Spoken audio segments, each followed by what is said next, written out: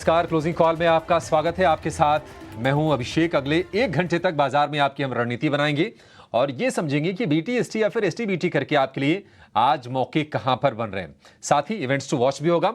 तो आगे बढ़ने से पहले ये देख लेते हैं कि इस शो में आगे हम खास करने के वाले हैं। 2:35 पर हमारे जो भी एक्सपर्ट जुड़ेंगे उनसे ये समझेंगे कि आज के लिए क्लोजिंग ट्रेड्स कौन से होंगे, खास तौर से शेयरों में आपके लिए मौके कहां पर बनेंगे ये जानेंगे। ऑप्शंस के चैंपियन 2:40 पर डीलिंग रूम का चेक करेंगे। हमारा खास सेगमेंट लेकर आएंगे खबर गर्म है 2:50 पर। 3:05 पर एक्सप्रेस ट्रेड यानी कि शेयरों पर फटाफट व्यू लेंगे तेज रफ्तार से। बीटीएसटी या फिर एसटीबीटी कहां पर मौके बन रहे हैं ये बताएंगे आपको 3:15 बजे। और 3:20 पर इवेंट्स टू वॉच यानी कि कल कौन से इवेंट्स फोकस में रहेंगे, खबरों वाले या फिर कॉर्पोरेट एक्शन वाले या फिर जनरल स्पेस से, इन तमाम इवेंट्स का एक छोटा सा रिकेप हम करेंगे 3:20 पर। लेकिन आगे बढ़ने से पहले फटाफट ये देख लेते हैं कि बाजार की इस वक्त 5 बड़ी बातें क्या हैं। तो नया शिखर बाजार ने आज बनाया। 22,400 के ऊपर टिकने की कोशिश हो रही थी। दिन के ज्यादातर समय 22,421 का स्तर है। 42 अंक ऊपर इस वक्त निफ्टी दिख रहा है। रेंज बाउंड है, एक दायरे में ही निफ्टी कारोबार कर रहा है। निफ्टी बैंक की बात करें तो 47,450 के आसपास है Nifty bank. ICICI bank, axis bank से सपोर्ट मिल रहा है। सरकारी कंपनियों में आज भी अच्छी तेजी है। बीएचईएल करीब 15% भागा है। बीएचईएल में तेजी की वजह यह है कि आज ब्लॉक डील्स लगे थे शुरुआती सत्र में, और एनटीपीसी का जो पावर प्रोजेक्ट है सिंगरौली वाला, उसके लिए बीएचईएल ने ही उसके कंस्ट्रक्शन के लिए बोली लगाई थी। इसके चलते ये शेयर चल रहा है। बाकी पावर गैस शेयर में आज हम खरीदारी देख रहे हैं। आईजीएल, एमजीएल भी चल रहे हैं। गुजरात गैस में भी तेजी है। गेल के शेयर में भी हम तेजी देख रहे हैं। एनटीपीसी में 4% के आसपास की शानदार तेजी है। लेकिन आईटी शेयरों में आज दबाव है। टीसीएस, एम्फेसिस, कोफोर्ज में आज हम गिरावट वाला सत्र देख रहे हैं। और इसके साथ साथ हम देख रहे हैं कि ऑटो शेयरों पर भी प्रेशर है।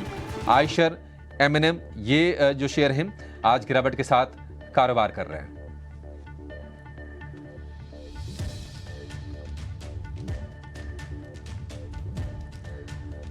तो चलिए अपने एक्सपर्ट्स को जोड़ लेते हैं। हमारे साथ जुड़ गए हैं प्रॉफिट मार्ट सिक्योरिटीज के अविनाश गोरक्षकर हैं, लक्ष्मी श्री इन्वेस्टमेंट के अंशुल जैन हमारे साथ जुड़ गए हैं, और कोटक सिक्योरिटीज के श्रीकांत चौहान हमारे साथ हैं।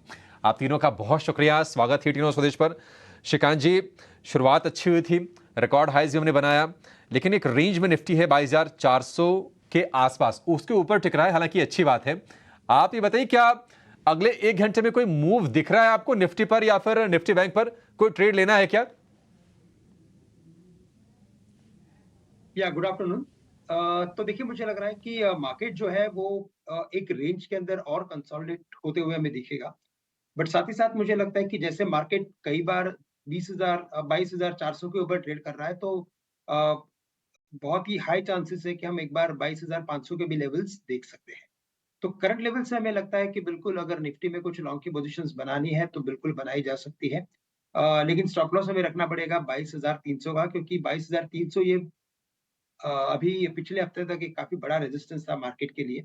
और 22,500 क्या, मैं तो कहूँगा कि अगर मार्केट में और अगर मोमेंटम मिला तो हम 22,600 के भी लेवल्स देख सकते हैं। तो एक 100 पॉइंट, सवा 100 पॉइंट का स्टॉप लॉस रखें, थोड़ा एक पोजिशनल बेसिस पे व्यू बनाएँ और इस पर्टिकुलर करंट लेवल पे निफ्टी को लॉन्ग किया जा सकता है। बैंक निफ्टी भी हमें लगता है कि एक बार 47,450, 400 के ऊपर अगर सस्टेन हो जाता है, तो बैंक निफ्टी में भी मोमेंटम बनेगा। और पूरे दिन से अगर आप देखें तो दिन भर में जितनी बार भी करेक्शन आया है, कई बार ये बैंक निफ्टी भी 47,450 के ऊपर आने की कोशिश कर रहा है। तो यहाँ से जो नेक्स्ट जो अपसाइड बनेगी बैंक निफ्टी के लिए, वो तकरीबन 48,000 तक बन सकती है, अभिषेक जी। और इसी वजह से मुझे लगता है कि मार्केट में और भी डेफिनेटली गुंजाइश है, करंट लेवल से भी एक बार लॉन्ग पोजीशंस बनाई जा सकती है। ठीक है, मौजूदा स्तर से लॉन्ग की पोजीशन बनाई जा सकती है। निफ्टी बैंक में भी 48,000 तक के स्तर देखने को मिल सकते हैं। 47,450 के आसपास है निफ्टी बैंक, यानी कि मौजूदा स्तर से करीब 550 अंकों के आसपास की तेजी दिख सकती है। लेकिन चलिए अब ये जान लेते हैं अपने एक्सपर्ट से कि आज के लिए आपको कमाई के मौके शेयरों में कहां पर बन रहे हैं। लेकर आएंगे क्लोजिंग ट्रेड्स।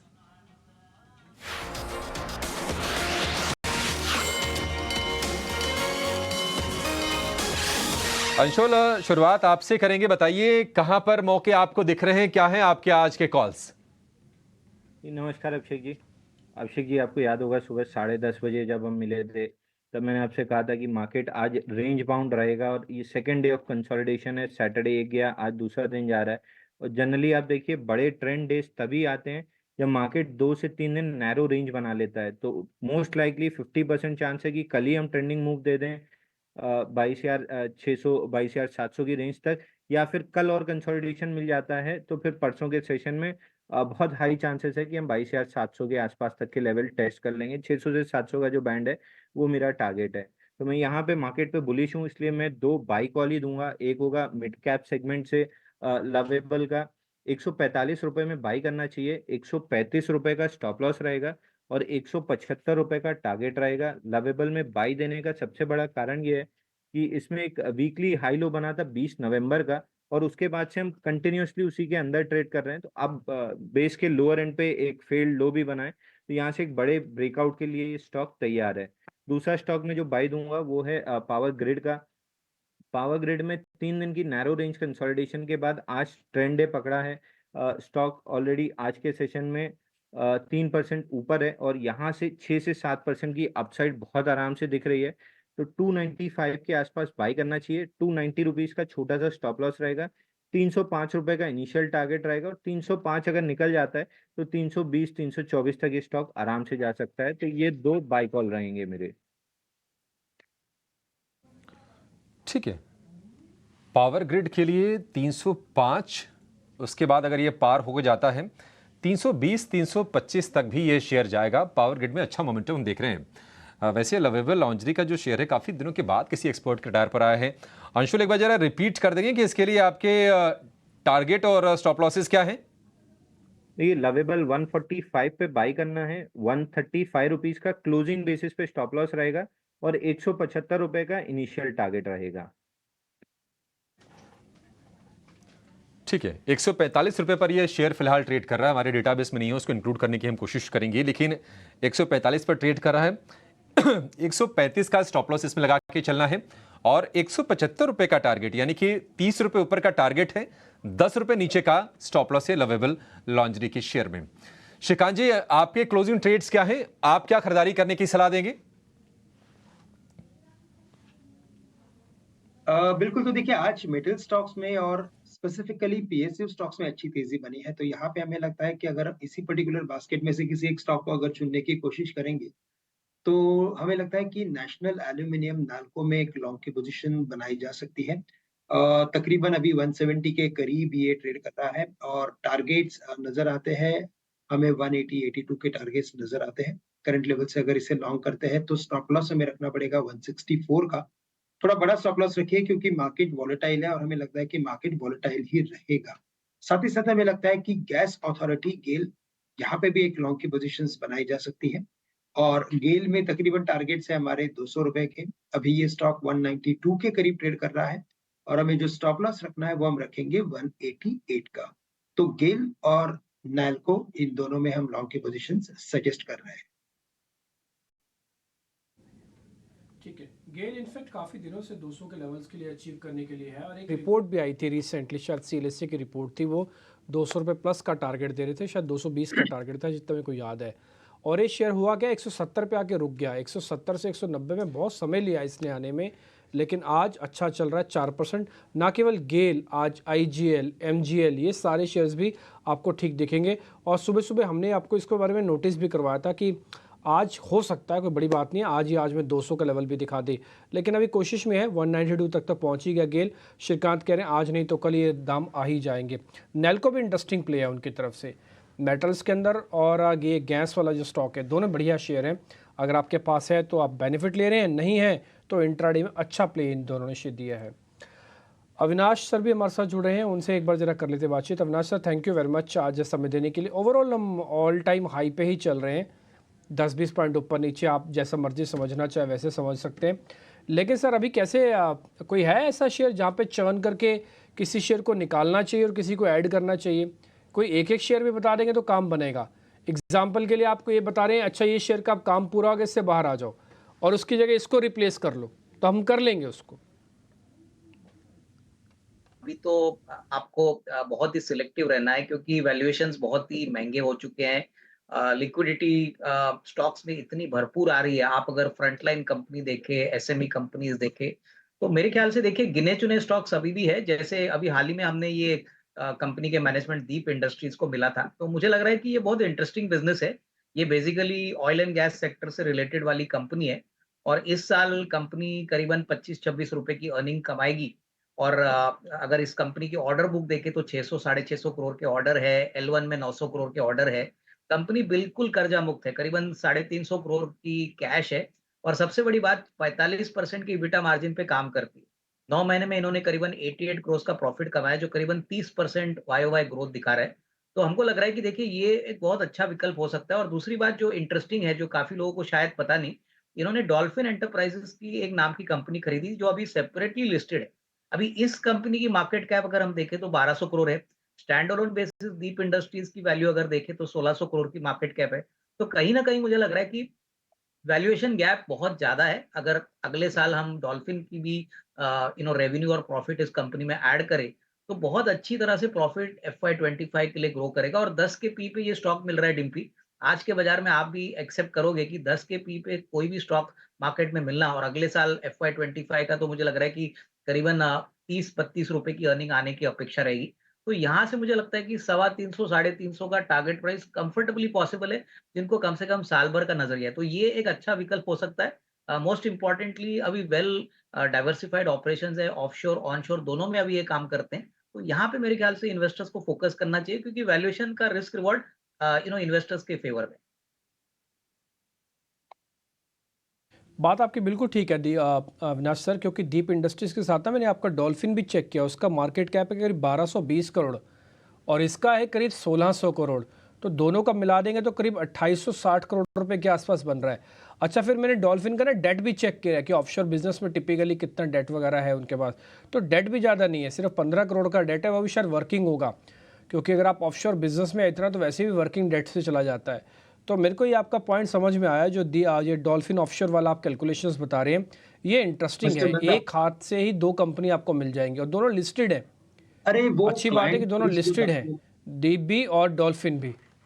ठीक है, डन। इंटरेस्टिंग है सर, बढ़िया आपने शेयर हमको कैलकुलेट करवा के बताया दीप इंडस्ट्रीज, इस पे ज़रूर ध्यान रखिएगा। खैर हम आगे बढ़ते हैं, एक ऑप्शंस का ट्रेड भी आपके सामने लेके आते हैं और देखते हैं ऑप्शंस का चैंपियन।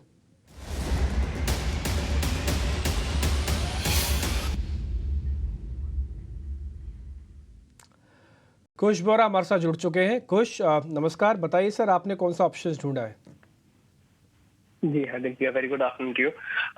आज का जो हमारा ऑप्शंस के चैंपियन का सेगमेंट में सजेशन है वो है एबी कैपिटल पे। इस स्टॉक में हम पिछले 4 दिनों से एक अच्छी खासी अपस्विंग देख रहे हैं। कुछ इंडिकेटर्स हैं, कुछ मोमेंटम इंडिकेटर सेटअप्स हैं जो सजेस्ट कर रहे हैं कि यहाँ पे इस स्टॉक में जो तेजी है ये काफी बढ़ सकती है और स्टॉक 198 से 200 के टारगेट तक भी जा सकता है। इसी हिसाब से जो हमारा ऑप्शंस का सजेशन है वो है 28 मार्च की 195 वाली स्ट्राइक प्राइस का जो कॉल ऑप्शन है वो 5.5 रुपीज के पास बाय करें, 8 और 10 रुपीज के टारगेट लेके चले और 3 रुपीज आपका स्टॉप लॉस रहेगा। अब जो टारगेट और स्टॉप लॉस बताए हैं उस हिसाब से आपका जो मैक्स प्रॉफिट है वो हो सकता है 24,300 का और जो लॉस है वो हो सकता है 13,500 का। तो एबी कैपिटल का 195 की स्ट्राइक प्राइस का जो कॉल ऑप्शन है वो 5.5 रुपए पे लेने का सुझाव रहेगा आज के सेगमेंट में। ठीक है, डन सर। 195 वाला ले लेंगे हम, 191 अभी चल रहा है, तो ये आप स्लाइटली इन द मनी समझो आप, जो आपको सौदा मिल रहा है और ये बाद में ऐड दा हो जाएगा कि इसी 195 पहुंचेगा। तो पहले से ही आप प्रीमियम भर के रखो, करीब 5 रुपये का है। अच्छा, इसका लॉट साइज़ भी मैंने चेक किया, करीब 5400 का लॉट साइज़ है और आज लॉन्ग बिल्डअप है। हालांकि ओवाई एडिशन बहुत स्ट्रॉन्ग नहीं है, लेकिन फिर भी 2% का इस शेयर के अंदर एडिशन होना ठीक है। प्राइस और ओवाई दोनों ठीक लग रहा है इस समय। तो 3 रुपये का एक स्टॉप लॉस रख लेना आप और 8 से 10 रुपये का टारगेट है। कैलकुलेशन है 5400 के हिसाब से की हुई है, ये 24,300 बनता है और 13,500 बनता है लॉस, अगर इस अपने स्टॉप लॉस को हिट करेगा। मोटा मोटी दीप इंडस्ट्रीज, खुशबू ने आपको जो बताया एबी कैपिटल, इससे पहले नाल्को एक बेहतरीन शेयर हमको दिया श्रीकांत ने, साथ ही साथ उनका मानना है कि गेल भी चलेगा।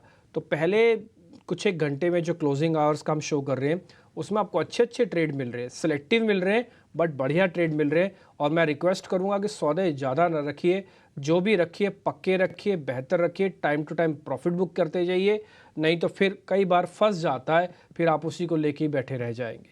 तो ये एक पॉइंट है मेरा जो मैं आपके सामने रखना चाहता हूँ। अभिषेक। ठीक है, तो ये ट्रेड्स आपके लिए क्लोजिंग ट्रेड्स भी और उसके बाद ऑप्शंस के चैंपियन भी। लेकिन अविनाश जी आपसे जानना चाहेंगे, BHEL के शेयर में 12% के आसपास की तेजी है, क्या आपको लगता है कि ये ओवर रिएक्शन है आज थोड़ा सा? क्योंकि खबरें जो आ रही हैं उसके मुताबिक NTPC का जो नया प्रोजेक्ट जो सिग्नौली में लगने वाला है उसको उसके कंस्ट्रक्शन के लिए सिर्फ BHEL ने बोली लगाई है। क्या इस दम पर इतना शेयर भाग सकता है? और दूसरी चीज, किसी को अगर नया लेना हो, भाव ठीक है अभी? अभिषेक, मुझे लग रहा है कि देखिए आपको थोड़ा सा यहाँ पे स्लोली एक्युमुलेट करना चाहिए। 10-12% अगर स्टॉक एक दिन में बढ़ता है, स्पेसिफिकली अगर हम BHEL की बात करें, तो मुझे लग रहा है कि थोड़ा सा आपको you have to be little patient. थोड़ा सा ऊपरी लेवल पे मुझे लगता है कि बिकवाली का प्रेशर अगर आता है तो आपको निचले लेवल पे ये स्टॉक जरूर मिलेगा। हालांकि इतना ज्यादा गिरेगा ऐसा लग नहीं रहा है, क्योंकि डेफिनेटली पावर सेक्टर में आई थिंक BHEL का जो कंट्रीब्यूशन है वो मेरे ख्याल से बहुत समय के बाद अभी लोग एक्सपेक्ट कर रहे हैं कि एग्जीक्यूशन बहुत तेजी से अच्छा रहेगा। और एग्जीक्यूशन अगर होता है तो BHEL के पास तो वैसे भी अच्छे ऑर्डर्स है। तो अगले साल 2 साल मुझे लगता है कि एग्जीक्यूशन पे अगर BHEL एफिशिएंटली काम करता है तो इधर से भी अच्छी री रेटिंग होगी। लेकिन खरीदने का मौका मुझे लगता है अगर आप 12% के मूव पे आते हो तो थोड़ा सा आई थिंक प्राइस करेक्शन के लिए वेट करिए, आपको मौका जरूर मिलेगा और उसके बाद एक अच्छा रिस्क रिवॉर्ड आपको BHEL में मिल सकता है। तो लॉन्गर टर्म हम डेफिनेटली पॉजिटिव है। मुझे लग रहा है कि ये काफी स्ट्रांगली पोजीशनड है, लेकिन बाइंग अगर करनी है तो थोड़ा सा मार्केट को हल्का होने दीजिए। मुझे लग रहा है कि हो सकता है कि थोड़ा सा मुनाफा वसूली BHEL के स्टॉक में आए, उसके बाद खरीदने के मौके निचले लेवल पे आपको मिले। के बाद ही नया लेना है। और थोड़ी देर पहले हम बातचीत कर रहे थे गिरीश सोडानी से, उनका भी यही व्यू था कि लंबी अवधि को लेकर कोई दिक्कत नहीं है BHEL में, लेकिन ये भाव थोड़े से ज़्यादा शूट अप हो गए हैं। थोड़ा सा नीचे आने पर ही आपको इसके बारे में पुनर्विचार करना चाहिए। लेकिन अगर हम पावर से जुड़े कुछ और इंडस्ट्रीज़ की बात करें तो KEI में आज हम देख रहे हैं कि करीब करीब 6% के आसपास की तेज़ी है। दिन के ऊपरी स्तर पर यह कारोबार कर रहा है। अंशुल जी, आप जरा चेक कीजिए KEI को, 3400 रुपये का भाव है, आगे अभी कितना चलेगा ये क्या लग रहा है आपको? देखिए अभिषेक जी, KI इंडस्ट्री में एक बेस बना हुआ था जिसमें से ब्रेकआउट आया है। एक पिनेंट काइंड ऑफ पैटर्न जिसको हम कहते हैं। वीकली चार्ट पे एक बड़ी कैंडल थी जिसमें फॉल आया था 8 जनवरी को, उसी के अंदर पूरा टाइम स्पेंड करके अब उस कैंडल का ब्रेकआउट दे रहा है। तो वीक लॉन्ग्स को पूरी तरीके से शेक कर दिया गया है और अब स्ट्रॉन्गर हैंड्स के हाथ में स्टॉक है। फ्रेश ब्रेकआउट है 3410 के ऊपर, इमीडिएटली स्टॉक को बाई कर सकते हैं। ऊपर में 3900 तक इमीडिएट मोमेंटम में स्टॉक जा सकता है। अब इमीडिएट मोमेंटम मतलब 2 से 3 हफ्ते का समय लगेगा क्योंकि इक्विटी का स्टॉक है।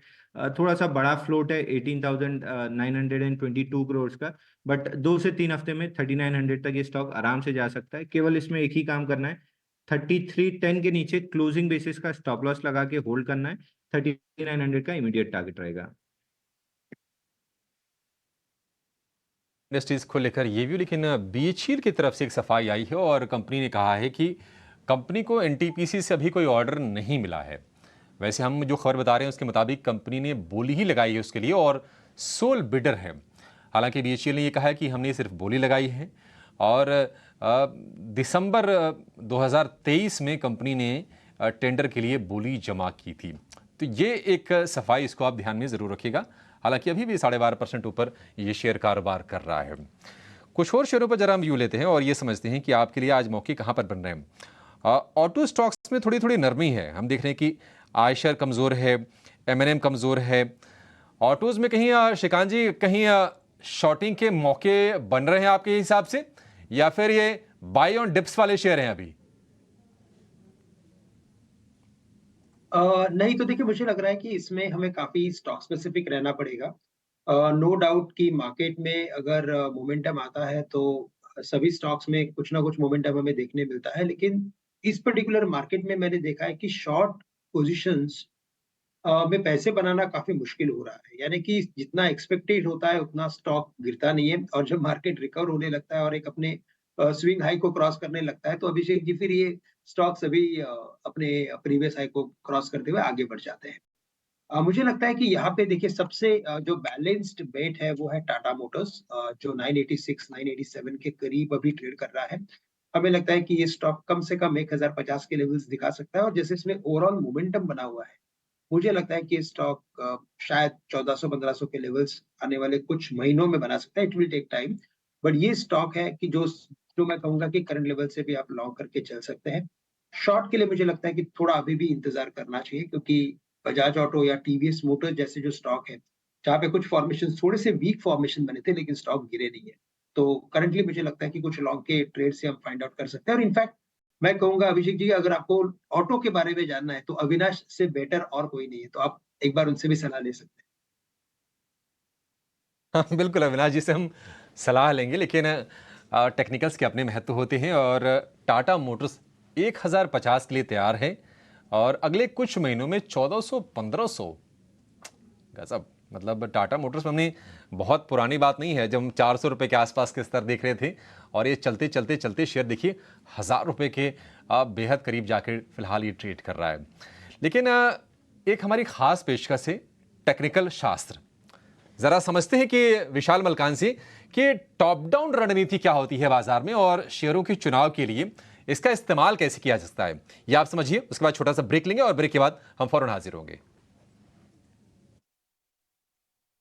नमस्कार दोस्तों, मेरा नाम है विशाल मलकान और आज हम बात करेंगे टॉप डाउन अप्रोच की। ये टॉप डाउन अप्रोच क्या है? ये एक प्रोसेस है जिससे हम बेस्ट परफॉर्मिंग स्टॉक्स को सिलेक्ट कर सकते हैं और यही मैं अपने 15 साल की ट्रेनिंग एक्सपीरियंस में सिखा रहा हूँ सबको कि कैसे स्टॉक को सिलेक्ट करना चाहिए और बहुत ही आसान है। Let's see top down approach क्या है। टॉप डाउन अप्रोच में सबसे पहले ऊपर आता है सैटेलाइट व्यू। सैटेलाइट व्यू मतलब एक ग्लोबल व्यू, एक 30,000 फीट व्यू लेते हैं कि सारा वर्ल्ड मार्केट क्या कर रहा है और वर्ल्ड मार्केट में आ गए आपके US markets, UK markets, Asian markets, ये सारे मार्केट्स को चेक करेंगे, वहाँ के चार्ट्स को चेक करेंगे और उसके बाद आएगा कमोडिटीज जैसे crude, silver, gold, copper, crude, ये सारी चीज़ों को हम चेक करेंगे। तो ये हो गया सैटेलाइट व्यू। अब इसके बाद आता है next what we call it as helicopter view. Helicopter view में हम इंडियन मार्केट्स में आएंगे।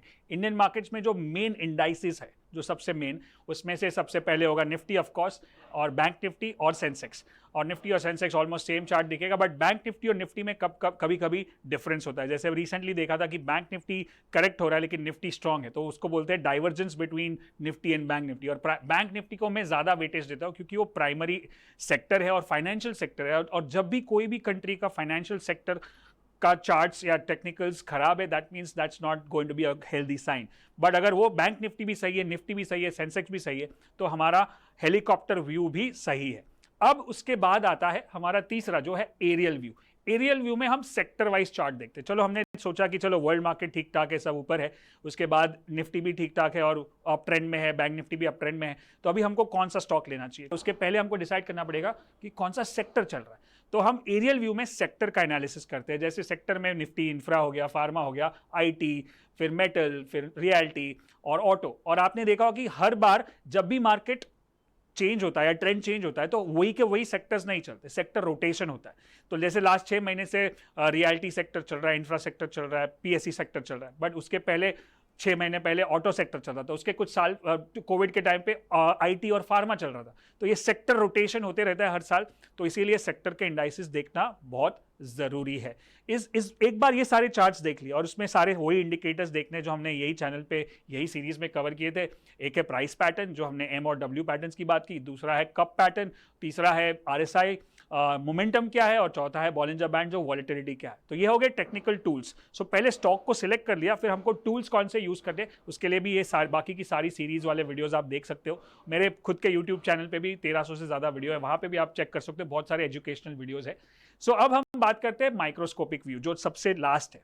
अब आप देख रहे हो उसमें परसेंटेज लिखा है, सबसे ऊपर वर्ल्ड मार्केट होना चाहिए। अगर वर्ल्ड मार्केट ठीक ठाक है, अगर यूएस मार्केट का क्रैश चल रहा है या यूके मार्केट में कुछ प्रॉब्लम चल रहा है, फिर हमारे मार्केट को थोड़ा बहुत तो असर करता है ना। मतलब इसलिए हमको पता चलेगा कि मुझे गाड़ी सेकंड गियर में चलानी है, 5th गियर में चलानी।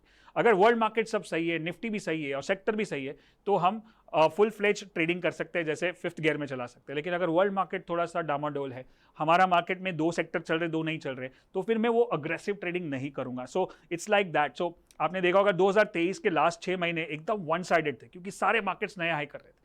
लेकिन 2024 के जैन फेब में हमने देखा कि थोड़ी वॉलेटिलिटी बढ़ गई है, कुछ कुछ मार्केट्स में वहाँ पे करेक्शन हो रहे हैं, गैप डाउन खुल रहे हैं, बैंक निफ्टी में करेक्शन हो रहा है, निफ्टी और बैंक निफ्टी में डाइवर्जेंस हो गया। इसलिए हमको थोड़ा सा संभाल के करना है। जब आप माइक्रोस्कोपिक व्यू पे आते हो तो उसमें आपने देखा होगा कि अलग अलग सेक्टर के अलग अलग स्टॉक्स हैं। जैसे समझो अगर रियलिटी चुना था हमने, मुहूर्त स्पेशल, यही चैनल पे मैंने मुहूर्त स्पेशल वीडियो किया था दिवाली के टाइम पे, और वहीं पे मैंने चुना था यही सैटेलाइट व्यू और ये अप्रोच दिखा के कि सबसे बेस्ट रियलिटी सेक्टर है, तो डीएलएफ है, ओबेरॉय रियलिटी है, शोभा है, ये सारे स्टॉक्स चलने चाहिए। और उसके बाद वहां से एक बड़ी अच्छी रैली देखने को मिली हमको ये सारे स्टॉक्स में। कभी आईटी स्टॉक्स ऊपर है, रिसेंटली अगर जैन फेब में देखते हो 2024 में, तो आईटी स्टॉक्स भी बेटर कर रहे हैं, नैस्डैक भी अच्छा कर रहा है, तो वहां पे इन्फोसिस, टीसीएस, विप्रो चलते हैं। और फिर अगर फार्मा चल रहा है, जैसे कोविड में जोर से फार्मा चला था, अभी भी रिसेंटली एक रैली देखने को मिली थी, तो उसमें ग्लेनमार्क्स फार्मा, सन फार्मा, जाइडस। अब जब ये स्टॉक्स में जाते हैं तो उसकी आरएसआई क्या है, उसका कैंडलस्टिक पैटर्न क्या है, उसका कप पैटर्न क्या है, उसकी एंट्री एग्जिट क्या है, उसका रिस्क रिवॉर्ड क्या है, उस हिसाब से हमको स्टॉक सिलेक्ट करना है। या ऑटो हो गया, या तो ये पूरा प्रोसेस जो है उसको बोलते हैं top down approach. Satellite view, फिर हेलीकॉप्टर व्यू, फिर एरियल व्यू, और फिर माइक्रोस्कोपिक व्यू। वर्ल्ड मार्केट्स, फिर इंडियन मार्केट्स, फिर इंडियन सेक्टर्स, और फिर उसके अंदर से स्टॉक सिलेक्ट करना है। अगर ये अप्रोच आपको अच्छा लगा, इस वीडियो पे आप देख रहे हो, अगर यूट्यूब पे भी देख रहे हो, तो नीचे कमेंट में बताया कि क्या आपने सीखा। और ये पूरी सीरीज है जो हम ये चैनल पे कर रहे हैं, इंग्लिश में भी है, हिंदी में भी है, तो ये सारे वीडियोस देखो और अपने टेक्निकल नॉलेज को एक लेवल ऊपर लेके जाओ, ताकि 2024 में जो वॉलेटिलिटी हमको दिखने वाली है, क्योंकि 2 इलेक्शन है और 2 बजट है, एक हो गया, एक होने वाला है, और बहुत सारे इवेंट्स है, तो वॉलेटिलिटी तो हाई रहेगी। जब तक राइट प्रोसेस को नहीं समझोगे तब तक राइट ट्रेडिंग नहीं होगी। तो ये था टॉप डाउन अप्रोच। मैं मिलूंगा आपको अगले वीडियो में, तब तक के लिए good luck and good trading.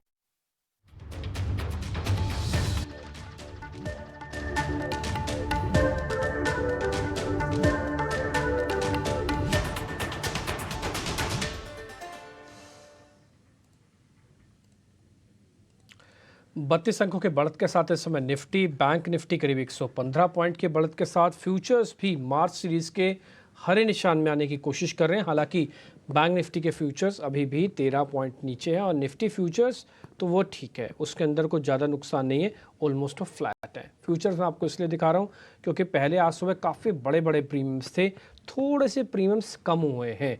Example के तौर पर जैसे अभी करीब 250 पॉइंट का प्रीमियम चल रहा है, सुबह 300 पॉइंट तक का प्रीमियम चला गया था। खैर आगे बढ़ते हैं। खबर गर्म हमारा एक सेगमेंट है, शरद लेके आते हैं उसको, आइए वो देखते हैं।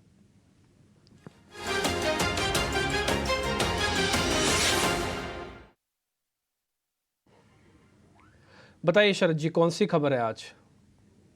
जी बिल्कुल, हमारी जो है डीलर्स के साथ बातचीत हो रही है, और जो स्टॉक आज स्पेसिफिक फोकस में रहेगा वो है सीआई ऑटोमोटिव।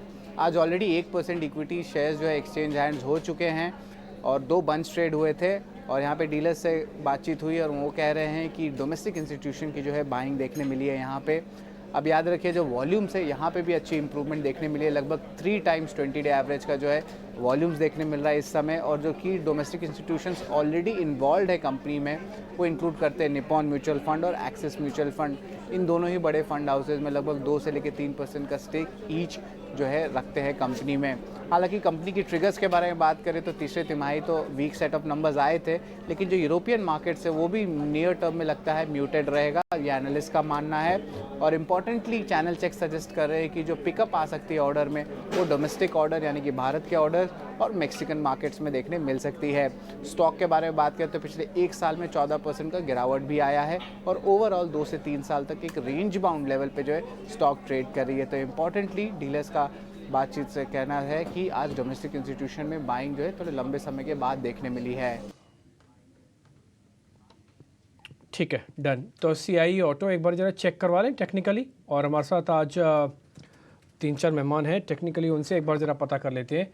अंशुल है, अंशुल जरा सीआई ऑटो जरा चेक करना, वॉल्यूम वगैरह ठीक आया और इसका भाव भी ठीक चल रहा है, 450 रुपये के आसपास का है आज, वॉल्यूम भी ठीक है, 28 लाख शेयर है इसमें। डिम्पी जी, इसमें एक बड़ा बुल मूव आया था, उसके बाद से जिसको मैं बाइंग क्लाइमैक्स कहता हूँ, बाइंग क्लाइमैक्स इसमें बना था 17 जुलाई 2023 को। जनरली बाइंग क्लाइमैक्स के बाद 1-1.5 साल आराम से स्टॉक साइडवेज चला जाता है, तो लगभग 8 महीने इसको हो चुके हैं। कुछ और समय ये स्टॉक साइडवेज रह सकता है। ब्रॉडली इसकी रेंज है नीचे में 440 और ऊपर में 518। तो या तो स्टॉक को 440 रुपए के आसपास बाय कीजिए, जो कि अभी चल रहा है, जहां से बाउंस बैक किया है, और इस पे ऐड करना चाहिए 520 रुपए के ब्रेकआउट के बाद। दोनों केस में आपके स्टॉक का टारगेट 700-740 रुपए होना चाहिए, क्योंकि जब भी 1-1.5 साल के बेस से स्टॉक ब्रेकआउट देता है तो 30 से 40% बहुत आराम से चलता है। और ये 5,000 करोड़ से कम के फ्री फ्लोट का स्टॉक है। तो जनरली जब फ्री फ्लोट 5,000 करोड़ से कम का होता है तो ब्रेकआउट पे 30% स्टॉक की मूव आराम से आती है। तो पहला यहाँ बाई करना है, दूसरा 520 के ऊपर ऐड करना है और 700 740 का टारगेट लगा के रखना है। ठीक है, डन। आज 2% एक शेयर नीचे, इसका नाम है जी एंटरटेनमेंट। आज इन्वेस्टर्स से उनकी एक बैठक होने जा रही है, ऐसी खबर है मार्केट में। रात को 8 बजे बैठक होगी। अविनाश सर, कुछ पॉजिटिव सेंस करें क्या इस बैठक से? हालांकि मेरा अपनी कैलकुलेशन ये कहती है, अगर इन्वेस्टर्स की चल गई ना तो हो सकता है सोनी की डील वापस हो जाए।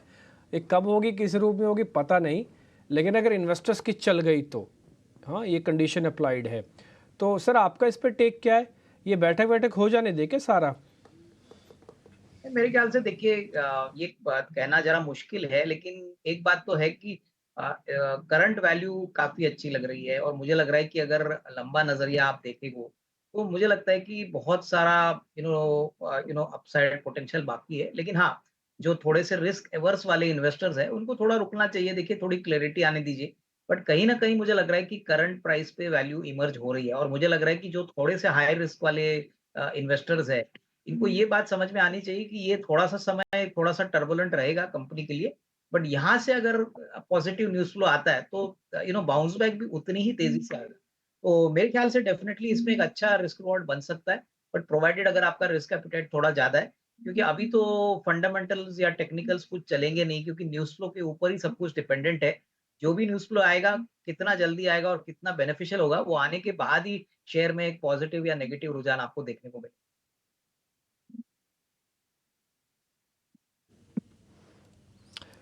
ठीक है, डन। तो ये एक व्यू पॉइंट हो गया जी पे। आज शाम को एक बार बैठक हो जाए, उसके बाद दिखा देंगे आपको क्या इसका क्या और असर हो सकता है। दो शेयर एक बार ज़रा स्क्रीन पे लेके आइए, दोनों श्रीकांत से पता करने हैं और दोनों एक साथ भी दिखा सकते हो। हाँ, एक तो आज गल्फ ऑयल पे ICICI सिक्योरिटीज़ ने अपनी रिकमेंडेशन डाली। उन्होंने कहा जी ये शेयर चल सकता है, हमारा टारगेट करीब करीब 1200 रुपये का है, ऐसा उन्होंने बताया। आज गल्फ ऑयल आप देखो 6% ऊपर है, सुबह से अच्छे मूड में है और back to back days high पे है। दूसरा एक शेयर लेके आओ, पीरामल एंटरप्राइजेज। जतिन केडिया ने भी आज सुबह आपको दिया था ये शेयर और मेरे को लग रहा है ये भी 1000 के ऊपर आ जाएगा। इसके भी 1000 के नीचे चल रहा है। एक बार दिखाना PEL, Piramal enterprises, PEL Piramal enterprises दिखाओ। ठीक, यस, ये रहा 967 रुपये चल रहा है, ये भी 3% ऊपर है। श्रीकांत, दोनों में से पैसे किस में ज़्यादा बनेंगे? मेरे को दोनों ठीक लग रहे हैं। गल्फ ऑयल ठीक है, थोड़ा खबर की वजह से आज चल गया 6%, बट पीरामल बिना खबर के स्ट्रक्चरली स्ट्रांग हो रहा है, इसने बेस बनाया है एक्चुअली, अब ये चल भी सकता भी। और आप किस पे वोट करेंगे? दोनों 1000 रुपए के शेयर है मोटा मोटी। बिल्कुल। तो देखिए, अगर इन लेवल्स पे इन दोनों स्टॉक्स का अगर एक कंपैरेटिव चार्ट रखेंगे तो मुझे यही लगता है कि इन लेवल्स पे गल्फ ऑयल को खरीदना चाहिए। उसका सबसे बड़ा रीजन ये है कि इसमें जो मोमेंटम बना है और जो उसने मोमेंटम को इंटैक्ट रखा है सिंस लास्ट सेवरल मंथ्स, ये क्लियरली इंडिकेट कर रहा है कि ये स्टॉक अपने प्रीवियस हाई को क्रॉस कर सकता है और उसके प्रीवियस हाई से लगभग 1100 के करीब। अगर इसके ओवरऑल लॉन्ग टर्म चार्ट को देखते हैं तो यहाँ पे भी हमें लगता है कि इसने काफी अच्छा एक higher bottom sort of setup बनाया है और उसके बाद की जो तेजी है वो स्पेक्टेकुलर है। तो one thing is very clear कि अपने प्रीवियस हाई को क्रॉस करेगा तो ये कम से कम 10% 12% और बढ़ सकता है। तो जो 1200 के टारगेट्स है, मुझे लगता है बिल्कुल ये अचीव कर सकता है और करंट लेवल से डाउन साइड काफी प्रोटेक्टेड है। तो बिल्कुल गल्फ ऑयल को एज पर ट्रेंड खरीदा जा सकता है। पिरामिड एंटरप्राइजेस की बात करें, बिल्कुल यहाँ पे भी आपने डीपी सर जैसे बताया वैसे इसमें काफी अच्छा बेस बिल्डिंग फॉर्मेशन बना है, लेकिन साथ ही साथ मुझे लगता है कि इस स्टॉक में थोड़ा और वक्त लगेगा इसे और मैच्योर होने के लिए। तो करंट लेवल से अगर पिरामिड लेना है तो आप कम से कम 6 से 12 महीने का अवधि का नजरिया रखिए और फिर खरीदें। बट गल्फ ऑयल मुझे लगता है कि with a very short term view, यानी कि यहाँ से 1 से 3 महीने का भी व्यू रखेंगे तो इसमें अच्छा खासा परफॉर्मेंस देखने मिल सकता है। ठीक है, 1 से 3 महीने के लिए इसमें आप व्यू बना के चल सकते हैं। आज हम देख रहे हैं कि ग्रेफाइट इलेक्ट्रोड्स वाली कंपनियों में अच्छी तेज़ी है। आप चाहे HEG को देखिए, वहाँ भी तेज़ी है। हालांकि HEG थोड़ा सा वोलेटाइल स्टॉक रहा है, लेकिन ग्रेफाइट इंडिया को देखेंगे वहाँ पर तेज़ी थोड़ी सी ज़्यादा है, करीब 3 से 3.5% की आसपास ये शेयर चला हुआ है। अंशु जी, आप जरा चेक करके बता दीजिए कि यहाँ से अगर दोनों स्टॉक्स में से किसी को चलना है तो बेहतर स्ट्रक्चर, बेहतर चार्ट आपको किसके लग रहे हैं, HEG क्या या फिर ग्रेफाइट के? देखिए अक्षय जी, मेरे को ग्रेफाइट एनी डे ज़्यादा बेटर लग रहा है, और उसका रीज़न यही है जो आपने बताया कि एचईजी थोड़ा सा ज़्यादा वोलेटाइल काउंटर है, और जनरली वोलेटाइल काउंटर्स में दोनों साइड स्टॉप लॉस कटने की प्रोबेबिलिटी हाई होती है। तो थोड़ा सा रिलेटिवली सेफर बेट पे प्ले करेंगे ग्रेफाइट इंडिया पे। ग्रेफाइट इंडिया में अगर वीकली चार्ट पे देखें तो एक कप एंड हैंडल पैटर्न का या बीसीपी का ब्रेकआउट कह सकते हैं, और 109 हफ्ते लगाए थे इसने पूरे पैटर्न को कंप्लीट करने, और ब्रेकआउट आने के बाद 3 हफ्ते इसने ब्रेकआउट पॉइंट 569 उसके आसपास स्पेंड किया, और अब फ्रेश फॉलो थ्रू मूव मिल रहा है। तो जनरली 109 हफ्ते का जब भी बेस ब्रेकआउट आता है, रिलायंस जैसा बड़ा शेयर जिसमें 80 हफ्ते का बेस ब्रेकआउट आया था तो 10% चल गया था इमीडिएटली 2600 से 2900। तो ये रिलेटिवली छोटा काउंटर है, 4200 करोड़ का फ्री फ्लोट है, इसमें 30% की मूव ब्रेकआउट के बाद आराम से आती है। तो मैं ये कहूंगा 3 से 4 महीने स्टॉक को करंट मार्केट प्राइस से बाई करके देना चाहिए। 900 रुपए तक के टारगेट बहुत आराम से मिल सकते हैं। मैं 50% अपसाइड की बात कर रहा हूँ, लेकिन 3 महीने का समय लगेगा। इमीडिएट 2 से 3 हफ्ते का अगर आपका व्यू है तो 700 रुपए का टारगेट ले लीजिए, लेकिन मैं कहूंगा 109 हफ्ते का बेस ब्रेकआउट है, तो 3 से 4 महीने का समय देके पूरा जूस निकालना चाहिए अपमूव का। 900 रुपए का टारगेट रहेगा। 900 रुपए का टारगेट, 625 रुपए के आसपास के भाव हैं ग्रेफाइट के, लेकिन इसको खरीदने की सलाह है। टाटा कम्युनिकेशन, मुझे याद है कि महीने 1.5 महीने पहले एक आईसीसी सिक्योरिटीज की रिपोर्ट आई थी जिसमें कहा गया था कि 1900 रुपए तक के टारगेट्स हैं। ना सिर्फ उस टारगेट को अचीव किया शेयर ने, बल्कि और चला। महीने भर में करीब 18-20% के आसपास की रैली शेयर में हो चुकी है। 1984 रुपए का भाव फिलहाल स्क्रीन पर दिख रहा है। आज इसने 2014 रुपए का भी हाई बनाया है। श्रीकांत जी, 2000 रुपए के ऊपर इंट्राडे में पार निकला है टाटा कम्युनिकेशन। आप इसमें क्या टारगेट्स देख रहे हैं और क्या इसमें नई खरीद करनी है क्या? बिल्कुल, तो यहाँ पे हमें लगता है कि टाटा कम्युनिकेशंस में जो ओवरऑल टेक्निकल पैटर्न बना है वो काफ़ी स्ट्रॉन्ग है। काफ़ी अच्छी तरीके से इसने अपने इम्पोर्टेंट लेवल्स को यानी कि 1550-1600 के लेवल्स को काफ़ी अच्छी तरीके से मेंटेन किया था जब मार्केट में एक वीकनेस थी। और उसके बाद अभी जो तेज़ी बनी है वो लगातार हायर टॉप हायर बॉटम की सीरीज़ शॉर्ट टर्म चार्ट्स पे बनाते जा रहा है। इनफैक्ट आज ही के दिन में स्टॉक ने अपने प्रीवियस हाई को भी क्रॉस किया है, यानी ऑल टाइम हाई को क्रॉस किया है। तो बेस्ड ऑन फॉर्मेशन मुझे लगता है कि वेरी शॉर्ट टर्म में हम 2050 के लेवल्स दे सकते हैं, और बेस्ट केस में मुझे लगता है कि 2250 के भी लेवल्स हम देख सकते हैं। और ओवरऑल अगर आप देखें तो यहाँ पे पूरे ब्रॉडर टेलीकॉम स्पेस में अच्छी तेजी बनी है। तो भारती, इंडस टावर, साथ ही साथ टेलीकम्युनिकेशन में टाटा कम्युनिकेशन, तो हमें लगता है कि सेक्टर के सपोर्ट के साथ ये भी स्टॉक चलेगा, और करंट लेवल से हमें लगता है कि टाटा कम्युनिकेशंस को लॉन्ग करके चले। और यहाँ पे हमें जो स्टॉप लॉस रखना है वो हम 1930 का स्टॉप लॉस रखेंगे, बट टारगेट्स उनके लिए रहेंगे 2250 के। सो वेरी शॉर्ट टर्म में 2050 एक माइनर रेजिस्टेंस है, लेकिन 2250 के टारगेट के लिए टाटा कम्युनिकेशंस को लॉन्ग किया जा सकता है। 2250 कब तक आएगा श्रीकांत जी? 2250 के टारगेट्स लगभग मुझे लगता है कि ये 2 से 3 महीने में अचीव कर सकता है ये स्टॉक।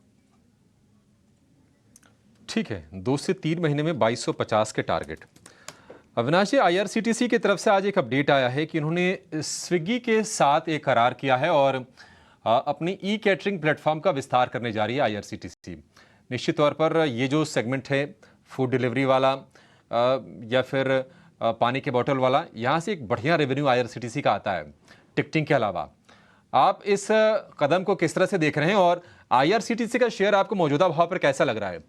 क्या ये तैयार है 1000 रुपए को क्रॉस करके और ऊपर जाने के लिए? जिस प्रकार का ग्रोथ पोटेंशियल रेलवेज में रेलवे मिनिस्ट्री में अनाउंस किया है, मुझे लगता है कि देखिए आईआरसीटीसी एक प्लेटफॉर्म बिजनेस है और रेल एक ऐसा माध्यम है जो नॉट ओनली मासेस के लिए एक ट्रांसपोर्ट का व्हीकल है, लेकिन जिस प्रकार का ग्रोथ पोटेंशियल रेलवेज कह रहा है, मेरे ख्याल से आईआरसीटीसी भी काफी नई गाड़ियां लॉन्च करने की बात कर रही है। अभी तो नॉर्मल बिजनेस हो चुका है और सबसे बड़ी बात स्विगी का ये जो प्लेटफॉर्म के साथ इन्होंने करार किया है, ये तो डेफिनेटली थोड़ा बहुत इनके कस्टमर्स के लिए, रेल के पैसेंजर्स के लिए अच्छी बात रहेगी, लेकिन ये नॉन रेलवे बिजनेस पे भी फोकस कर रहा है। और देखिए सबसे बड़ी बात, ये कंपनी के पास बहुत कैश है, बहुत ही प्रॉफिटेबल बिजनेस है। इनफैक्ट टिकटॉक का बिजनेस जो है, इंटरनेट टिकटिंग बिजनेस, वहां पे तो 60-65% के इबिटा मार्जिन मिलते हैं। पानी का बिजनेस भी जो आप बता रहे हैं वो भी बहुत प्रॉफिटेबल है। तो मेरे ख्याल से देखिए 930 935 में काफी अच्छी तरह से ये स्टॉक वेल पोजिशन्ड है, अगर आपका नजरिया कम से कम साल 1.5 साल है, क्योंकि कंपटीशन आएगी नहीं, प्रॉफिटेबिलिटी कंटिन्यूअसली बढ़ती जाएगी, और जैसे जैसे वॉल्यूम बढ़ेगा मेरे ख्याल से आपको बहुत सारा अपसाइड देखने को मिलेगा। तो हमारा यहाँ पे 1150 1200 का फेयर वैल्यू और टारगेट प्राइस है, but over the next 12 to 18 months। अगले 12 से 18 महीने में ये IRCTC के लिए व्यू अविनाश जी की तरफ से। आज हम देख रहे हैं कि जो ऑयल मार्केटिंग कंपनीज है वहाँ पर थोड़ा थोड़ा उछाल है, थोड़ी थोड़ी बाइंग आ रही है। IOC में, BPCL में तेज़ी है। इसके अलावा अगर हम क्रूड से जुड़े कुछ और सेगमेंट की बात करें तो टायर वाले शेयर थोड़े थोड़े चल रहे हैं। JK tyre, Apollo tyre, CEAT में 1.5% के आसपास की तेज़ी है। श्रीकांत जी, टायर स्पेस में कहीं आपको लग रहा है कि मूवमेंट की तैयारी हो रही है? हालांकि बहुत ज़्यादा भी शेयर चले नहीं है, लेकिन कहीं लग रहा है संकेत कुछ मिल रहे हैं आपको? देखिए, इनफैक्ट अगर ऑटो स्टॉक्स में स्पेसिफिकली अगर टायर स्टॉक्स की अगर बात करें तो यहाँ पे जो तेजी बनी है वो गजब की तेजी बनी, यानी कि इतना एक्सपेक्टेड नहीं था कि ये सेक्टर और ये स्टॉक इतने परफॉर्म करेंगे, लेकिन इनमें कंसिस्टेंट परफॉर्मेंस बनते जा रहा है और कई सारे स्टॉक्स मल्टीपल कंटिन्यूएशन फॉर्मेशंस बना रहे हैं। तो one thing is very clear, मुझे लगता है कि अभी भी इन लेवल से भी इनमें तेजी बन सकती है, और अगर यहाँ पे अगर लॉन्ग करना है तो मुझे लगता है कि सीएट टायर्स को बिल्कुल लॉन्ग करके चल सकते हैं। जो 2890 के करीब ट्रेड कर रहा है, हमें लगता है कि ये ट्रायंगल फॉर्मेशन बना रहा है, और साथ ही साथ हमें लगता है कि अपोलो टायर्स यहाँ पे भी हमें फोकस करना है, क्योंकि ये भी स्टॉक अपने इंपॉर्टेंट लेवल्स यानी कि 500 के साइकोलॉजिकल लेवल को कंसिस्टेंटली होल्ड कर रहा है। तो यहाँ से जो रेंज बन के आ रही है वो 500 से लेकर एक 550 की रेंज अपोलो टायर्स में बनी है। तो लोअर बाउंड्री पे इसे खरीदा जा सकता है, और साथ ही साथ सीएट में जैसे मैंने अभी कहा कि ट्रायंगल फॉर्मेशन बन रहा है, तो यहाँ पे भी हमें लगता है कि 2800 का बॉटम रहेगा और कम से कम 3000 से लेकर 3100 के टारगेट्स नजर आ सकते हैं। ठीक है, सीएट में और अपोलो टायर दोनों शेयरों में मौके बन सकते हैं। एक छोटा सा ब्रेक लेंगे और ब्रेक के बाद जब लौटेंगे तो फटाफट आपके लिए BTST या फिर STBT ट्रेड्स भी अपने एक्सपर्ट से लेंगे। आप कहीं जाएगा नहीं।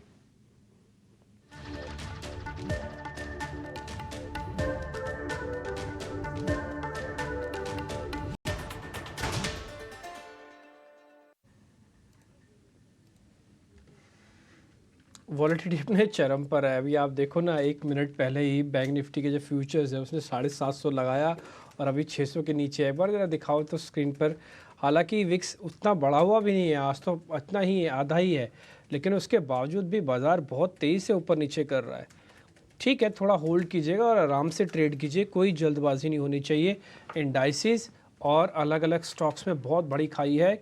इंडाइसिस एक रेंज में रखेंगे, थोड़ा कन्विक्शन हाई रखेंगे, लेकिन स्टॉक्स में भरपूर अपॉर्चुनिटीज़ मिलेंगी, उसका फ़ायदा उठाइए। BHEL बेस्ट एग्जांपल है, DLF है, रिलायंस है, इसके one of the best examples हैं आज के लिए ये। खैर आगे बढ़े, कुछ और स्टॉक्स भी ज़रा चेक कर लेते हैं जहाँ पे पोजीशन अच्छी बन रही है। मैंने एक शेयर का नाम लिख रखा है, यस, उस शेयर का नाम है BPCL। क्या है वापस और तेज़ हो सकता है क्या? एक बार श्रीकांत आप चेक करेंगे। मैं BPCL का कोई ऑप्शन ट्रेड वगैरह लेना चाहता हूँ, कि कॉल है तो मेरे को बता दो। ऑप्शन ट्रेड से लूँगा सर ऑयल मार्केटिंग, मैं सीधा ले नहीं पाऊँगा इसको।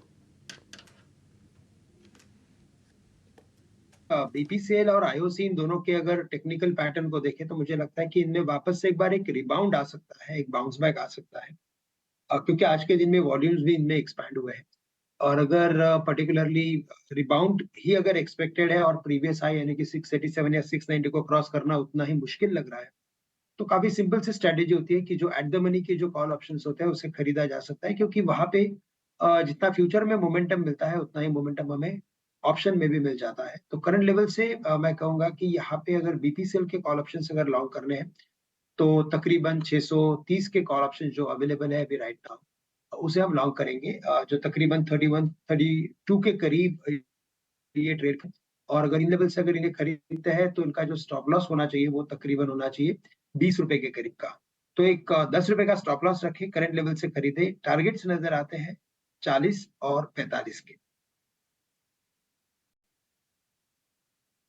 कुछ एक और शेयर्स जो थोड़े आज हल्के से वीक हो रहे हैं, एक बार जरा स्क्रीन पे वो शेयर्स भी आप दिखा सकते हैं। एक बार जरा सिंजिन दिखाएंगे, सिंजिन। एक जरा GNFC दिखाइए, GNFC, सिंजिन, जल्दी जल्दी दिखाते जाइएगा। और साथ ही एक बार जरा आइडिया भी दिखाना, आइडिया। ये तो ज़रा एक स्टॉक पता करने वाला ही होगा इस समय। एक दूसरा ज़रा इन्फोसिस भी दिखाओ। इन्फोसिस और आइडिया ही रखो खाली, और छोड़ दो सब आगे पीछे। इन्फोसिस और वोडाफोन आइडिया रखो खाली। पहले ज़रा एक ट्रेड में इन्फोसिस से पता करता हूँ। अंशुल, ज़रा इन्फोसिस पे कोई ट्रेड बनता तो ज़रा बताना। ये पार्टिसिपेशन खुल के नहीं कर रहा है सर, ये शेयर जितना चलता है ना उतना नेक्स्ट डे नीचे भी आ जाता है। इस पर ट्रस्ट करना बड़ा मुश्किल है आज की डेट में। देखिए डिम्पी जी, एक सेबी का नियम है कि जब भी पब्लिक प्लेटफॉर्म पे आप कोई भी शेयर की राय देते हैं 30 दिन पहले से 5 दिन बाद तक आप उसमें ट्रेड नहीं कर सकते हैं। और इन्फोसिस, टाटा स्टील और एक काउंटर और है जिसमें मैं रेगुलरली ट्रेड करता हूं, तो मैं इन्फोसिस पे बहुत ज़्यादा कमेंट नहीं कर पाऊंगा। But IT as a sector मेरे को तेज लग रहा है, और मार्च के महीने में ऐसा लग रहा है आईटी एज ए सेक्टर तेज रहेगा। ये जो करंट डिप्स हैं इसमें बाइंग अपॉर्चुनिटी रहेगी, और सेक्टर लीडर है टीसीएस, तो टीसीएस में भी बाइंग कर सकते हैं। सेक्टर पूरा तेज लग रहा है। विप्रो में भी काफी तेजी लग रही है, तो विप्रो टीसीएस वहाँ बाइंग देख सकते हैं। अगले हफ्ते में प्रोबेबली यहाँ पे तेजी लौटेगी। जब इस कंसोलिडेशन से निफ्टी बाहर निकलेगी तो आईटी पार्टिसिपेट करेगा। ठीक है, कंसोलिडेशन से बाहर निकलेगा तो आईटी पार्टिसिपेट करेगा। उस पार्टिसिपेशन में विप्रो, टीसीएस, इन्फोसिस भी हो सकता है। तो सर ने तो कर दिया एक सिरे से उसको खारिज। अब आते हैं जरा दूसरे शेयर पे, वो है वोडाफोन आइडिया। अविनाश सर, इसके लिए क्या खबर आएगी तो ये शेयर चलेगा? पहले खबर ये वेट हो रही थी कि हाँ इन्वेस्टमेंट करेंगे तो चल जाएगा, तो 45,000 करोड़ की खबर आ तो गई कि भाई 20,000 करोड़ हम इक्विटी से डालेंगे, 25,000 करोड़ रुपये डेट से डालेंगे। मैनेजमेंट ने बोल दिया, इनके ग्रुप ने पेंट जारी कर दिया, पेंट एक नया बिजनेस में आ गए, सब कुछ हो तो रहा है, फिर शेयर चल क्यों नहीं रहा? और उसको क्या खबर चाहिए जो इससे चलेगा ये शेयर सर?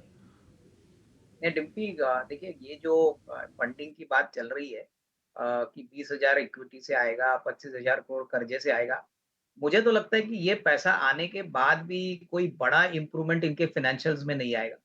देखिए हर क्वार्टर में ये करीबन 3,500-4 हजार करोड़ का घाटा रिकॉर्ड कर रही है। इनके कस्टमर्स भी बहुत जल्दी आइदर जियो ने तो भारती के पास जा रहे हैं। तो ये बहुत ही एक खराब कॉम्बिनेशन है कि एक तो लॉसेस बढ़ रहे हैं, दूसरा इनके कस्टमर्स भी कम हो रहे हैं। तो मुझे लग रहा है कि देखिए मार्केट को दिलासा और कॉन्फिडेंस तब होगा जब ये मेरे ख्याल से कम एक आने वाले 1 या 2 या 3 क्वार्टर में प्रॉफिट दिखाएँगे और सबसे बड़ी बात कैश फ्लो जनरेट करेंगे। क्योंकि देखिए अभी मैं कोई रिपोर्ट पढ़ रहा था, उसमें ये कह रहा था कि FY 26 तक जो 5G रोल आउट का जो लाइसेंस फी है, ये इनको देना है। देखिए अभी तक तो सब कुछ कर्जे के हिसाब से ही चल रहा था, अभी और 25,000 करोड़ का ये कर्जा आएगा। तो जब तक कंपनी कैश फ्लो जनरेट नहीं करेगी, तब तक मुझे लगता है कि कोई बड़ा अपसाइड आएगा नहीं। और देखिए ऑलरेडी कंपनी की इक्विटी कैपिटल बहुत बड़ी है, ये इक्विटी इन्फ्यूजन के बाद और भी बढ़ेगी। और सबसे बड़ी बात देखिए, जब तक प्रमोटर एग्रेसिवली प्रीमियम पे शेयर खरीदता नहीं है, अगर शेयर 14 रुपया है और अगर मान के चलिए कि प्रमोटर्स ने 25 रुपए में ये शेयर ले लिया, तो मार्केट को एक बड़ा कॉन्फिडेंशियल बूस्टर मिलेगा कि मैनेजमेंट और प्रमोटर कंपनी के बारे में बहुत पॉजिटिवली सोचते हैं, इसलिए प्रीमियम देने को तैयार है। तो ये ऐसी कोई अप्रोच अगर मैनेजमेंट करता है, तो ही आपको एक अच्छा तेजी का माहौल इस स्टॉक में रहने को मिलेगा। अदरवाइज ये प्योरली एक मोमेंटम स्टॉक है।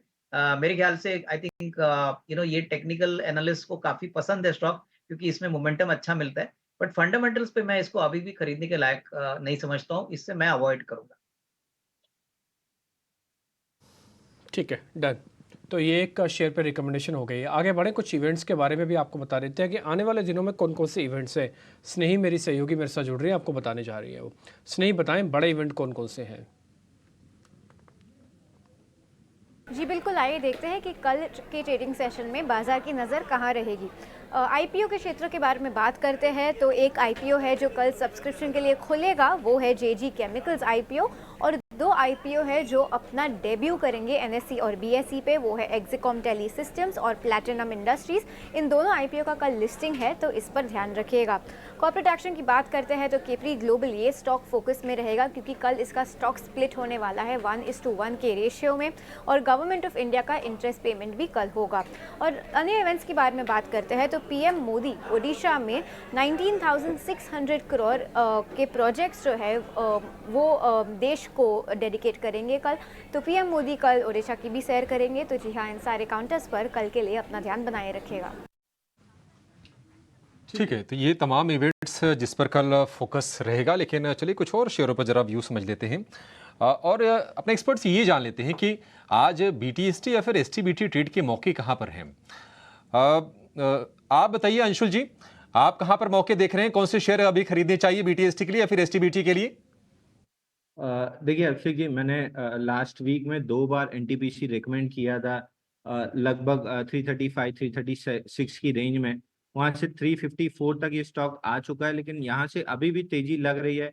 बोलिंगा बैंड टॉप पे ये आके सस्टेन कर रहा है, तो इसको बीटीएसटी कर सकते हैं विद अ व्यू ऑफ 360 के आसपास से पूरा प्रॉफिट बुक करके निकल जाना चाहिए, क्योंकि मोमेंटम में है। और 360 के आसपास फिबोनाची एक्सटेंशन के मेजर रेजिस्टेंस है। तो जो करंट मूव में नीचे से 335 के आसपास से लॉन्ग है, या जो आज बीटीएसटी ले रहे हैं, दोनों के लिए टारगेट 360 रहेगा। वहां पे पूरी तरीके से प्रॉफिट बुक करके स्टॉक से बाहर हो जाना चाहिए। 360 रुपए के आसपास प्रॉफिट बुक करके एनटीपीसी से बाहर होने की सलाह है। कोई और अगर स्टॉक हो तो अंशु जी आप ढूंढ के रखिए, आपके पास फिर से लौटेंगे। ये तो आपका पुराना स्टॉक हो गया है, एक नया चाहिए आपसे। तब तक हम श्रीकांत जी के पास जाते हैं। श्रीकांत जी बताइए, आपके शेयर कौन से हैं? बिल्कुल, तो देखिए मुझे लग रहा है कि आज के क्लोजिंग में बैंक स्टॉक्स में काफ़ी अच्छी तेज़ी है, मेटल स्टॉक्स में अच्छी खासी तेज़ी है। मेटल स्टॉक्स ऑलरेडी हमने हमारे शो में रिकमेंड किए हैं। अभी हमें लगता है कि बैंक स्टॉक्स में जैसे तेज़ी बन रही है और बैंक निफ्टी जो 47,400 के ऊपर लगातार तीसरी बार बंद आ रहा है, तो ये इंडिकेट कर रहा है कि यहाँ से जो इसके जो नेक्स्ट लेवल ऑफ रेजिस्टेंस बन रहे हैं वो 48,000 के करीब के हैं। तो इसमें कुछ ना कुछ पॉजिटिव शायद आ सकता है। तो करंट लेवल से मैं कहूँगा कि इंडसइंड बैंक को लॉन्ग किया जा सकता है, जो 1530-35 के रेंज में ट्रेड कर रहा है। यहाँ पे जो फॉर्मेशन बना रहा है वो ये इंडिकेट कर रहा है कि ये स्टॉक शायद 1600 रुपए के लेवल्स तक जा सकता है। तो करंट लेवल से इंडसइंड बैंक को लॉन्ग करें और स्टॉप लॉस यहाँ पे रखें 1495 के करीब का। 395 1495 रुपए का स्टॉप लॉस इंडसइंड बैंक के लिए लॉन्ग करने की सलाह है। अंशुल जी, आपको कोई दूसरा और शेयर मिला क्या बीटीएसटी के लिए? अभिषेक जी, एक स्टॉक जिसको बीटीएसटी कर सकते हैं वो है एनएमडीसी। इसने 29 फरवरी को अपने बोलिंगा बैंड का बॉटम टेस्ट किया था, और वहां से जब रिवर्सल आया था almost 6x of 50 day average volume से इसने रिवर्स किया था। तो इसको अब ऐसा लग रहा है बोलिंगा बैंड के ऊपर ये एक्सपैंड करेगा। तो आज 240 का भाव है, यहाँ से बीटीएसटी कर सकते हैं 248 249 का टारगेट लेते हुए। और अगले 2 से 3 हफ्ते भी ये स्टॉक चलेगा। 275 रुपए का टारगेट आ रहा है एक्सपेंशन का। तो ना सिर्फ बीटीएसटी बल्कि 2 से 3 हफ्ते के लिए भी स्टॉक को अगर लॉन्ग करते हैं तो 275 तक का टारगेट मिलेगा। बट केवल बीटीएसटी कर रहे हैं तो 248 इसका रेजिस्टेंस है, वहां पे प्रॉफिट बुक करनी चाहिए। ठीक है, 248। ये खूबसूरती है, कहाँ कहाँ पर आपको जाके प्रॉफिट बुकिंग करते रहनी है, ये अंशुल जी आपको लगातार बता रहे हैं। अंशुल जी, जरा एचडीएफसी लाइफ चेक कीजिए। वैसे तो आज 620 तक ये शेयर गया था, लेकिन 3-4 सत्र से लगातार हम इसमें तेजी देख रहे हैं। आज तो बढ़िया तेजी थी इंट्राडे में। एचडीएफसी लाइफ भी क्या बीटीएसटी कैंडिडेट वाला शेयर है या फिर इसको छोड़ दें अभी? अक्षय जी, एचडीएफसी लाइफ में एक वीकली बार जो बनी थी लास्ट 4 हफ्ते पहले 5 फरवरी को, उसके अंदर ये थर्ड वीक स्पेंड किया है। हल्का सा उसके ऊपर गया था 616 के, लेकिन वापस से नीचे आया है। तो बिल्कुल इस स्टॉक में बीटीएसटी करना चाहिए, क्योंकि बोलिंगा बैंड भी एक्सपैंड हो रहा है, वॉल्यूम के साथ एक्सपैंड हो रहा है। कल का वॉल्यूम देखें तो 50 डे एवरेज वॉल्यूम के अगेंस्ट केवल 25% था, और आज 2.5x वॉल्यूम हो चुका है। तो वॉल्यूम के साथ एक्सपेंशन आ रहा है, बीटीएसटी करना चाहिए। 615 कल का लेवल रहेगा, जहां पे एक बार ये स्टॉक अटक सकता है, लेकिन अगर 615 निकाल देता है पहले 1 घंटे में, तो इस स्टॉक को फिर थोड़ा लंबे समय के लिए होल्ड करना चाहिए। 2 से 3 दिन के लिए 624 रुपए तक का टारगेट इसमें मिल सकता है। बट अगर थोड़ा सा और लंबा 3 से 4 हफ्ते का समय दे रहे हैं तो 654 655 तक का टारगेट मिलेगा। बट 1 से 2 दिन के लिए बेहतरीन ट्रेड दिख रहा है। ठीक है, एचडीएफसी लाइफ को लेकर ये व्यू। बाजार बंद होने में 2.5 मिनट के आसपास समय रह गया, अब तो कोई ट्रेड नहीं जानेंगे। एक शेयर जरा समझ लेते हैं अविनाश जी से। अविनाश जी, एचडीएफसी बैंक देखिए चल नहीं रहा है, कन्विक्शन सभी का है, लंबी अवधि के लिए कोई दिक्कत नहीं है, लेकिन चलेगा कब ये प्रश्न है। आपको एचडीएफसी बैंक के अलावा अगर मान लीजिए छोटे मिड कैप बैंक्स में अगर मैं पूछूं कि कौन सा शेयर थोड़ा सही लग रहा है, आप उसका जरा नाम बता दीजिए सर, ट्रेड के लिए या फिर निवेश के लिए हम आगे देख लेंगे इसमें। ख्याल से देखिएगा, एचडीएफसी बैंक का इशू ये है कि अभी कंसोलिडेटेड एंटिटी का जो साइज है अभिषेक, वो बहुत बड़ा है, और इस बड़े बेस पे आपको ग्रोथ भी मॉडरेटेड लगेगा। बट हाँ, इसमें कोई डाउट नहीं कि बैंक काफ़ी वेल पोज़िशन्ड है अगले 2-3 साल का नज़रिया आपको लेना है तो।